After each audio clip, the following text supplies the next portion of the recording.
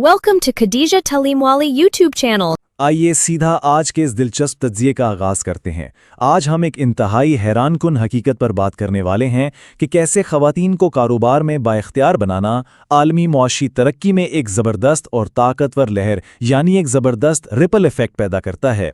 ये एक ऐसा मौजू है जो वाकई सोचने पर मजबूर कर देता है। तरक्की पजीर ममालिक की एक बड़ी तल्ख और हैरान कर देने वाली हकीकत ये है कि देही ख़वातीन खुराक की मजमूई पैदावार का 80% तक हिस्सा पैदा करती हैं। ज़रा तसव्वुर करें, 80%। ये कोई मामूली अदद नहीं है, लेकिन इस सब के बावजूद उनकी असल माशी सलाहियत को ना तो पहचाना जाता है और ना ही उससे खातिर खा फ़ायदा उठाया जाता है। और यहीं से एक बहुत ही दिलचस्प बल्कि हैरानकुन तज़ाद जन्म लेता है। वो वर्कफोर्स जो इतने बड़े पैमाने पर पैदावार दे रही है, उसे आखिर माली वसाइल में से सिर्फ 10% और तौसिए मशवरों में से महज 5% ही क्यों मिलता है?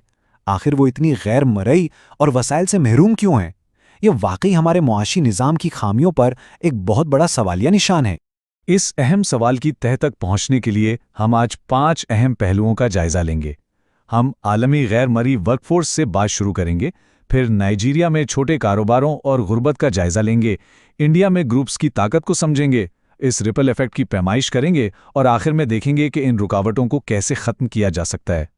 तो चलिए पहले हिस्से से शुरू करते हैं। आलमी गैर मरी वर्कफोर्स यानी तरक्की का वो इंजन जिसे कभी देखा ही नहीं गया। आलमी सतह पर इस मंजरनामे की वुसअत को समझना हमारी बुनियादी ज़रूरत है। अगर हम सिर्फ आदाद व शुमार पर ही नज़र डालें तो सूरत हाल काफ़ी वाज़ेह हो जाती है। ख़वातीन कुल आबादी का 50% हैं। ये सब सहारा अफ्रीका में 60 से 80% और एशिया में 50 से 60% खुराक पैदा कर रही हैं। लेकिन फिर भी उनके पास ज़मीन, कर्जे और टेक्नोलॉजी तक रसाई ना होने के बराबर है। उनकी बेपनाह मेहनत और उनको मिलने वाले वसाइल के दरमियान एक बहुत ही ख़तरनाक खलीज मौजूद है।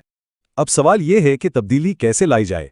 यहाँ हमारे सामने बाइख्तियार बनाने के दो इंतहाई ज़बरदस्त और मुख्तलिफ मॉडल्स आते हैं। एक तरफ नाइजीरिया के शहर ओटा में चलने वाले इनफरादी छोटे कारोबार हैं और दूसरी तरफ इंडिया के सूबा हरियाणा में मिलजुल कर काम करने वाले सेल्फ हेल्प ग्रुप्स हैं। दोनों के काम करने का अंदाज मुख्तलिफ है, लेकिन मकासद मिलते जुलते हैं।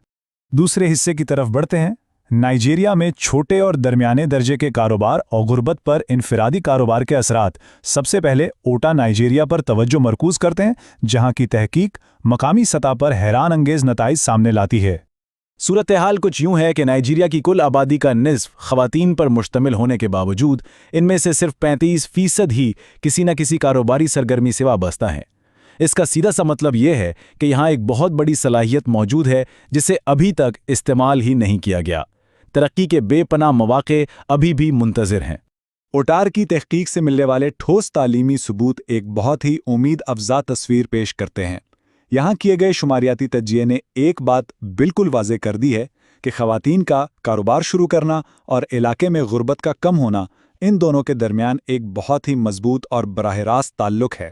और सबसे कमाल की दरियाफ्त यह है कि इस मखसूस इलाके में गुर्बत के अंदर जो कमी वाक़ हुई, इसका तकरीबन 1/3 हिस्सा यानी 32.3% बराह रास्त उन्हीं ख़वातीन की कारोबारी सरगर्मियों का नतीजा है। ये सिर्फ एक हिंदसा नहीं है, ये दरअसल एक खामोश माशी इनकलाब की ठोस दलील है। अब आते हैं तीसरे हिस्से पर, इंडिया में ग्रुप्स की ताकत, माइक्रो क्रेडिट और इश्तराक। हमारा रुख अब हरियाणा इंडिया की तरफ है, जहां का डेटा हमें बिल्कुल एक नया और मुख्तलिफ तरीक़ेकार दिखाता है। यहाँ ख़वातीन अकेले काम करने के बजाय सेल्फ हेल्प ग्रुप्स बनाती हैं और अपने वसाइल को इकट्ठा करती हैं। ये ग्रुप्स बुनियादी तौर पर उन मकामी सनतों का इंतखाब करते हैं जिन्हें शुरू करना उनके लिए आसान हो। डेटा जाहिर करता है कि 68% का रुझान डेयरी फार्मिंग की तरफ और 22% का मोतियों के काम की तरफ है, और यही काम इनकी माली खुदमुख्तारी का सबसे बड़ा जरिया बन चुके हैं। लेकिन एक इंतहाई दिलचस्प बात यह है कि इन कारोबारों को शुरू करने की वजह सिर्फ पैसा कमाना नहीं है। यकीनन ख़ानदानी आमदनी बढ़ाना एक मकसद है, लेकिन उसके साथ साथ ये ख़वातीन तहफ़्फ़ुज़ का एक गहरा एहसास चाहती हैं और दूसरी ख़वातीन के साथ मिलजुल कर काम करने यानी समाजी राब्ते की एक मजबूत ख्वाहिश भी रखती हैं। चौथा हिस्सा, लहर के असर की पैमाइश यानी उसके कसीरुल जहती असरात। आइए अब इस असल जादू को समझते हैं जिसे हम रिपल इफेक्ट या लहर का असर कहते हैं। یہ وہ عمل ہے جہاں ایک چھوٹا سا شروع کیا گیا کاروبار پورے مقامی نظام کو یکسر بدل کر رکھ دیتا ہے۔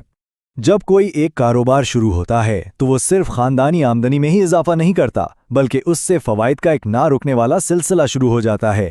معاشی طور پر زندگی کا معیار بلند ہوتا ہے، سماجی طور پر کمیونٹی میں عزت اور بچوں کو بہتر تعلیم ملتی ہے، اور ذاتی سطح پر خود اعتمادی بڑھتی ہے، حتیٰ کہ گھریلو تشدد میں بھی نمایاں کمی دیکھنے میں آتی ہے۔ یہ اثرات واقعی حیران کن ہیں۔ ایک بار پھر نائجیریا کے ڈیٹا پر نظر ڈالتے ہیں تو یہ شماریاتی لہریں بالکل ناقابل تردید لگتی ہیں۔ اعداد و شمار ہمیں بتاتے ہیں کہ خواتین کے کاروبار کرنے سے نہ صرف روزگار کے مواقع میں 23.8% اضافہ ہوا، بلکہ جرائم کی شرح میں بھی تیزی سے کمی آئی اور معیار زندگی 23% سے زیادہ بہتر ہوا۔ اب باری ہے ہمارے آخری حصے کی، رکاوٹوں کا خاتمہ اور مسائل کا حل۔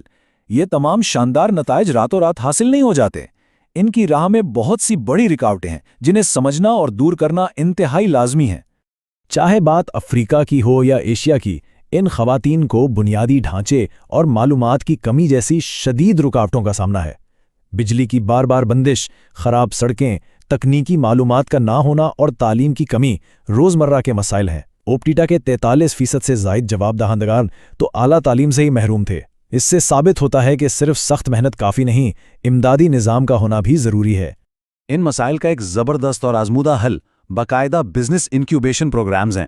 یہ ایک ایسا منظم ماڈل ہے جو پہلے دن سے رہنمائی فراہم کرتا ہے، چھٹے مہینے تک ٹیکنالوجی کی منتقلی سکھاتا ہے اور 1 سال کے اندر اندر ابتدائی تصورات کو مستحکم اور منافع بخش کمپنیوں میں تبدیل کر دیتا ہے۔ اس پوری تحقیق کا نچوڑ ایک انتہائی اہم نقطے پر آ کر رکتا ہے۔ خواتین کا ساتھ دینا، ان کو بااختیار بنانا کوئی سماجی ہمدردی یا احسان نہیں ہے، بلکہ یہ معاشرے اور پالیسی سازوں کے لیے ایک انتہائی اہم معاشی ضرورت اور ایک بہت ہی دانشمندانہ سرمایہ کاری ہے۔ عالمی سطح پر اس پوشیدہ معاشی طاقت کو جگانے کے لیے ضروری ہے کہ ادارے بنیادی تعلیم کو بہتر بنائیں، تعصبات کا خاتمہ کریں، تکنیکی تربیتی مراکز قائم کریں اور سب سے بڑھ کر بجلی اور سڑکوں جیسا قابل اعتماد بنیادی ڈھانچہ فراہم کریں تاکہ یہ کاروبار پھل پھول سکیں۔ آج کے اس تجزیے کے اختتام پر ایک بہت ہی گہرا سوال سوچنے کے لیے موجود ہے۔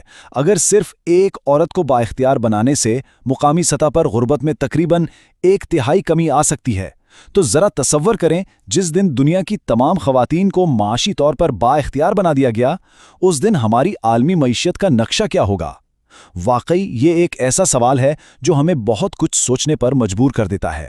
Thank you for watching Khadija Talimwali YouTube channel.